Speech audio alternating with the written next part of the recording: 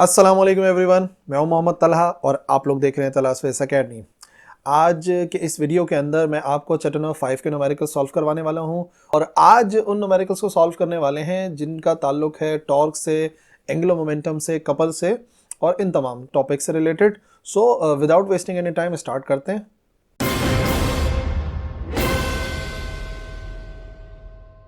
Question number 4।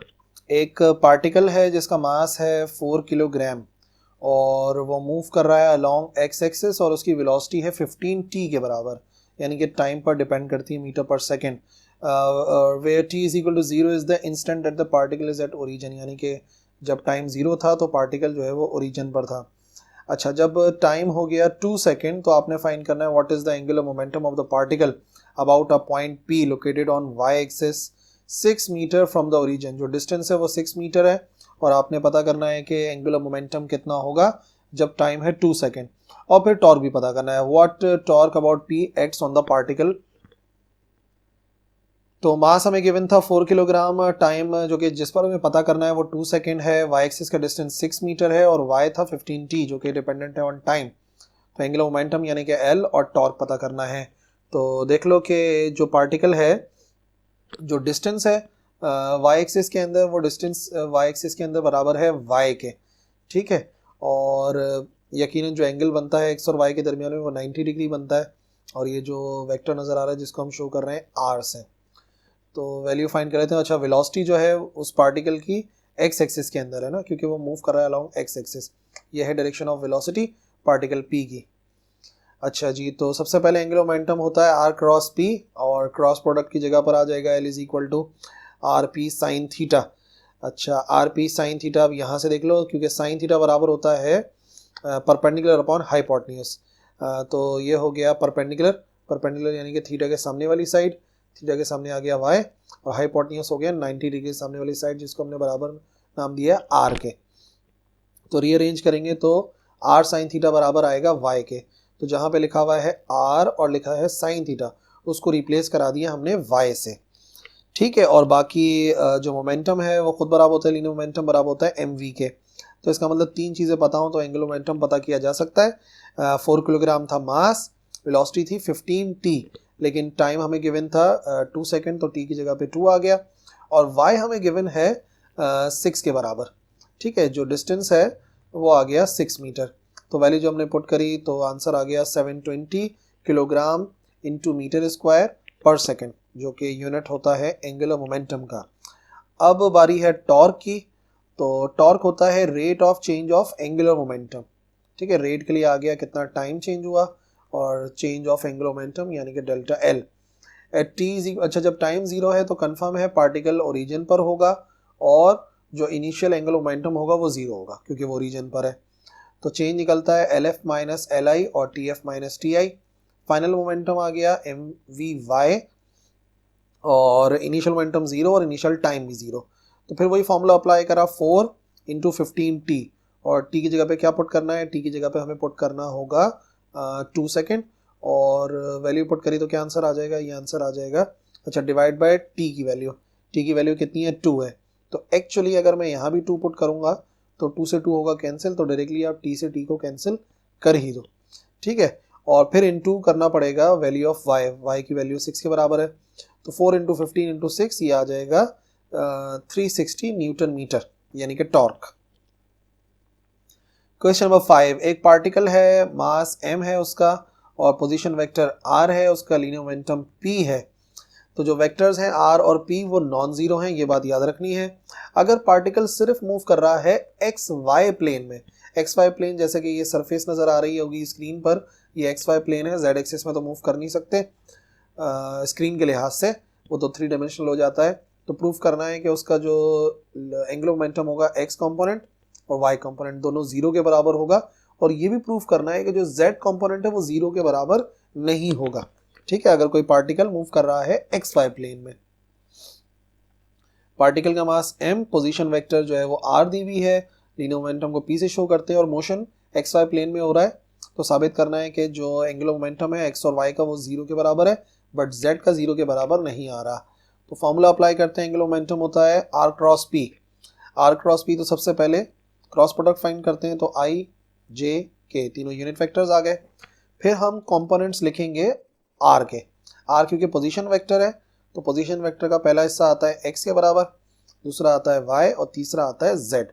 और दूसरे के बाद जो दूसरी वैल्यू लिखी हुई है यहाँ पे वो है लीनियर मोमेंटम। एक्स में लीनियर मोमेंटम का एक्स कंपोनेंट, वाई में लीनियर मोमेंटम का वाई कंपोनेंट और जेड में लीनियर मोमेंटम का जेड कंपोनेंट। एक्सपेंड करते हैं तो आई को सेलेक्ट किया। जब हम आई को सेलेक्ट करते हैं तो आई का रॉ और आई का कॉलम नहीं लिखते, ठीक है। तो क्या लिखेंगे, Y Z P Y P Z, Y Z P Y P Z. फिर इसी को अगर हम रिवर्स करें तो हम देख सकते हैं कि जब जे को सेलेक्ट करेंगे तो जे का रॉ ये वाला और जे का कॉलम छोड़ देंगे तो क्या बचेगा, एक्स जेड पी वाई और पी जेड। इसी तरीके से के को सेलेक्ट करेंगे तो के रॉ के कॉलम के अलावा सब लिखा जाएगा और ऑल्टरनेट साइन होते हैं तो आई प्लस का, जे माइनस का तो के प्लस का। जिस तरह से एक्सपेंड करते हैं क्रॉस प्रोडक्ट को। और अगर क्रॉस प्रोडक्ट नहीं देखा है तो लेक्चर अवेलेबल है, क्रॉस प्रोडक्ट का लेक्चर देख लो, ये बात समझ में आ जाएगी। अच्छा जी, तो यहाँ पर आ गया इसका एक्सपेंड करते हैं तो ये जो मोमेंटम होता है एंगुलर मोमेंटम वो यकीनन 3 एक्सिस में होता है, एक्स कंपोनेंट, वाई कंपोनेंट और जेड कंपोनेंट। यहाँ पे एक्सपेंड करेंगे तो a मल्टीप्लाई बाय डी होता है सबसे पहले, y इंटू पी जेड और फिर माइनस का साइन आता है बीच में और फिर आ जाता है b मल्टीप्लाई बाय सी, यानी z को मल्टीप्लाई कराएंगे पी वाई से, फिर माइनस का j। इसी तरीके से यहाँ पे भी एक्सपेंशन करी, x मल्टीप्लाई हुआ p2 से, फिर z मल्टीप्लाई हुआ px से, ये रहा, और फिर k को भी इसी तरह से एक्सपेंड किया। तो as the motion is in X Y plane, जब मोशन एक्स वाई प्लेन में है तो कन्फर्म है कि z बराबर होगा 0 के और लीनियर मोमेंटम भी जो है वो z का 0 होगा। तो जहाँ पे z आ रहा है वहाँ पे 0 पुट करना है, जहाँ पे pz आ रहा है वहाँ पे 0 पुट करना है। तो क्या बचा, ये वाली वैल्यू 0 हो गई, क्यों, क्योंकि यहाँ पे pz आ रहा है, ठीक है, और यहाँ पे z आ रहा है, पूरी वैल्यू 0 हो गई। फिर j वाला कोऑर्डिनेट देखो तो यहाँ पे pz आ रहा है वो 0 हो गया, यहाँ पे z आ रहा है तो वो भी 0 हो गया। सिर्फ क्या बचा, k के कोऑर्डिनेट्स बचे। जब ये 0 के बराबर हो गए तो ख़त्म ही कर देते हैं, सिर्फ यहाँ पे k वाली वैल्यू बची। तो अगर कंपेयर करेंगे लेफ्ट हैंड साइड को राइट हैंड साइड से तो ये पूरा कोऑर्डिनेट 0 के बराबर हो गया, Lx Ly भी 0 के बराबर, और ये जो है वो हरगिज 0 के बराबर नहीं है, और यही हमें साबित करना था कि Lz is not equal to 0। Question number 6, एक लाइट रिजिड रॉड है 1 मीटर इन लेंथ, रोटेट कर रही है एक्स वाई प्लेन में, यानी कि z एक्सिस नहीं है, और जो रोटेशन का जो फलक्रम है वो सेंटर पर लाई कर रहा है। तो दो पार्टिकल्स हैं 2 किलोग्राम के और 3 किलोग्राम के, उनको कनेक्ट किया गया है उसके एंड्स पर। एंगुलर मोमेंटम पता करना है सिस्टम का about the origin at the instant the speed of each particle is 5 metre per second. ठीक है, तो फिगर से समझते हैं। मास आ गए हैं 2 किलोग्राम 3 किलोग्राम, एंगुलर मोमेंटम पता करना है और दोनों पार्टिकल्स की जो वेलोसिटी है वो 5 मीटर पर सेकेंड है। देखो ये केस है, इधर हमने पार्टिकल अप्लाई करा m1, यहाँ पे पार्टिकल हमने रख दिया m2, ठीक है। तो अगर इसकी डायरेक्शन इस तरफ है, ठीक है, तो इधर रोटेट करेगा v2, ठीक है, और 2 पॉइंट है, ये वाला पॉइंट हो गया a, ये वाला पॉइंट हो गया b। टोटल जो लेंथ थी रॉड की वो 1 मीटर थी, तो हर एक का अगर डिस्टेंस देखा जाएगा तो वो क्या हो जाएगा। अच्छा जी, the angular momentum of first particle, अच्छा अलग अलग पार्टिकल का पता करते हैं। तो सबसे पहले पार्टिकल का तो r1 क्रॉस p1, तो r1 p1 और साइन 90, ठीक है, एंगल जो बन रहा है वो बन रहा है 90 डिग्री, साइन 91 के बराबर होता है। ए बी की लेंथ को डिवाइड करना पड़ेगा 2 से, ए बी की लेंथ थी 1 तो 1/2। मास आ गया पहले पार्टिकल का 2 के बराबर और वेलोसिटी आ गई 5 के बराबर, तो ये आ गया पहले वाले का 5 किलोग्राम मीटर स्क्वायर पर सेकेंड। सिमिलरली सेकेंड पार्टिकल का पता करेंगे, सेकेंड पार्टिकल यानी कि r2 इंटू p2 और फिर वही साइन थीटा एंगल बन रहा है 90 डिग्री। तो फिर वैल्यूज पुट करेंगे, r2 उसका भी डिस्टेंस सेम है क्योंकि यहाँ से डिस्टेंस मेजर किया जा रहा है, तो यहाँ से डिस्टेंस मेजर करेंगे तो कितना हो जाएगा 1 का हाफ यानी कि 1/2। दूसरे पार्टिकल का मास 3 है और वेलोसिटी तो दोनों की सेम थी 5 थी, ठीक है। तो सिंप्लीफाई करेंगे हो जाएगा 7.5 किलोग्राम इंटू मीटर स्क्वायर पर सेकेंड। टोटल एंगुलर मोमेंटम दोनों को ऐड करना पड़ेगा, 5 + 7.5 तो ये हो जाएगा 12.5 किलोग्राम मीटर स्क्वायर पर सेकेंड। क्वेश्चन नंबर 7, एक यूनिफॉर्म बीम है, मास m है, सपोर्ट कर रही है दो मासेस को, m1 को और m2 को। अगर जो नाइफ एज है जो कि उस बीम के सेंटर ऑफ ग्रेविटी पर लाई कर रहा है तो m1 डिस्टेंस है d डिस्टेंस पर है, ठीक है, स्मॉल d। तो डिटरमाइन करना है position of m2 such that the system is balanced, यानी कि इक्विलिब्रियम में होना चाहिए। ये देखो ये आ गया नाइफ एज, और हमने सपोज कर लिया कि जो पार्टिकल है m1, ठीक है, जो m1 है उसका वेट w1 होगा, उसका डिस्टेंस हो गया d1, और ये दूसरा वाला मास जो है m2, इसका डिस्टेंस हो गया d2 और वेट कितना है w2। और जो वेट एक्ट कर रहा है उस पूरे बीम का वो सेंटर में है, सेंटर ऑफ ग्रेविटी। तो mass of beam capital M, first body का मास m1, सेकेंड बॉडी का मास m2, m1 का डिस्टेंस गिवन है सेंटर से, m1 का डिस्टेंस जैसे यहाँ पे मैंने d1 कहा हुआ है वो क्वेश्चन में गिवन है d के बराबर। हमें पोजीशन ऑफ m2 पता करनी है जो मेरी फिगर के मुताबिक मैंने d2 नाम दिया है, और क्वेश्चन में उसको जो है वो d से शो किया गया है, कैपिटल D से। मतलब हमने एक डिफरेंट d देना था तो हमने उसको कैपिटल D से शो कर दिया। अच्छा, तो वेट तो वही होता है W इक्वल टू mg, तो W1 बराबर होगा m1g और W2 बराबर होगा m2g के। Second condition of equilibrium apply करनी है यहाँ पे, यानी कि टोटल टॉर्क 0 होना चाहिए। तो सबसे पहले यहाँ पे टॉर्क अप्लाई हो रहा है W1 की वजह से, W1 की वजह से ये टॉर्क अप्लाई हो रहा है जो कि है एंटी क्लॉकवाइज, यानी कि पॉजिटिव टॉर्क है। तो W1 और उसका अपना डिस्टेंस कितना है D1, टॉर्क का फॉर्मूला। फिर एक टॉर्क अप्लाई हो रहा है W2 की वजह से, और W2 की वजह से जो टॉर्क अप्लाई हो रहा है वो क्लॉकवाइज है, तो नेगेटिव का आ जाएगा W2 और उसी का डिस्टेंस यानी कि D2।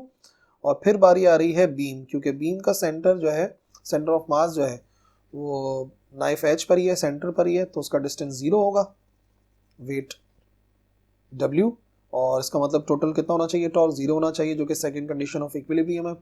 तो ये वाली वैल्यू तो 0 हो गई, क्या बच गया W1 into D1 minus W2 into D2 equal to 0 आना चाहिए, माइनस की वैल्यू दूसरी तरफ गई प्लस हो गई, W2 D2 वैल्यू हमें D2 की पता करनी है जिसको कैपिटल D का नाम देना है।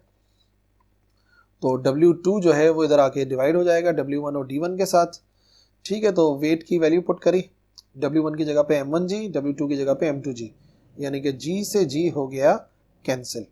तो अगर रीअरेंज करें तो d को थोड़ा सा अलग लिख देते हैं, तो ये हो जाएगा m1 divide by m2 multiply by d1। अब जो नाम दिए गए थे क्वेश्चन में लिखा हुआ है डिस्टेंस d नाम दिया था d1 को, तो उसकी जगह पे हमने d लिख दिया, और फाइनल जो डिस्टेंस हमें पता करना था कैपिटल D का नाम दे दिया। तो वो जो डिस्टेंस है वो बराबर होगा m1 upon m2 into D के, अगर हम चाहते हैं कि ये बैलेंस हो जाए। एक पार्टिकल है जिसका मास है 0.3 किलोग्राम, और यह है क्वेश्चन नंबर 10। वो मूव कर रहा है XY प्लेन में, at the instant its coordinates are, उस वक्त उसके कोऑर्डिनेट्स हैं 2,4 मीटर और वेलोसिटी है 3i plus 4j metre per second. At this instant determine the angular momentum of the particle relative to the origin. Angular momentum पता करना है, तो ऐसी कुछ केस है। एक्स आई के बराबर हो गया जो पोजीशन है, और ये जो डिस्टेंस हो गया y का वो yj के बराबर हो गया, और जो पोजीशन है वो हो गई r के बराबर, जो पोजीशन वेक्टर है। तो मास 0.3 है, पोजीशन वेक्टर 2,4 था ना, तो ij की फॉर्म में 2i प्लस 4j मीटर्स में, और वेलोसिटी गिवन है उसकी 3i प्लस 4j और वो भी मीटर पर सेकेंड में। एंगुलर मोमेंटम पता करना है, एंगुलर मोमेंटम होता है r क्रॉस p, और लीनियर मोमेंटम m v के बराबर होता है। मास को अलग लिख लो, स्केलर क्वांटिटी है, तो क्रॉस प्रोडक्ट दो चीज़ों का पता करना है, r का पता करना है और v का पता करना है, r क्रॉस v। तो मास की वैल्यू 0.3, ij के तो लिखते ही हैं। सबसे पहले r के कोऑर्डिनेट्स आएंगे, r का कोऑर्डिनेट हो गया 2 और 4, और यहाँ पर आ गया 0 क्योंकि z तो है नहीं। फिर कोऑर्डिनेट्स आएंगे वेलोसिटी के, तो वो आ गया 3, 4 और z कॉम्पोनेंट तो है नहीं, तो वो 0 हो जाएगा। अच्छा जी, तो एक्सपेंड करते हैं, तो वही i को सेलेक्ट किया, i का रो और i का कॉलम छोड़ दिया, तो क्या बचा 4 मल्टीप्लाई बाय 0 और 0 मल्टीप्लाई 4, तो वो 0 हो गया। उसके बाद हमें ज़रूरत पड़ेगी j की, तो j का रो और j का कॉलम छोड़ा, तो 2 मल्टीप्लाई बाय 0 और 0 मल्टीप्लाई बाय 3 भी 0, यानी कि सिर्फ k को जब सेलेक्ट करेंगे ना तो कुछ नंबर्स मल्टीप्लाई होंगे। सबसे पहले 2 मल्टीप्लाई होगा 4 से, 2 4s आर 8, फिर माइनस का साइन आता है बीच में, और फिर 4 3s आर, ये हो जाएगा 12, 8 माइनस 12 ये हो गया माइनस का 4k, मल्टीप्लाई बाय 0.3 करेंगे तो हो जाएगा माइनस का 1.2k, और आंसर आ जाएगा जूल इनटू सेकंड, जो कि एंगुलर मोमेंटम का यूनिट है। यही वो न्यूमेरिकल थे जिनका ताल्लुक है टॉर्क, एंगुलर मोमेंटम वगैरह से रिलेटेड। आई होप समझ में आए होंगे। कोई भी क्वेरीज हैं उन्हें कमेंट्स में लिखो, मैं रिप्लाई करूँगा। और आज के लिए काफ़ी है। अल्लाह हाफिज़।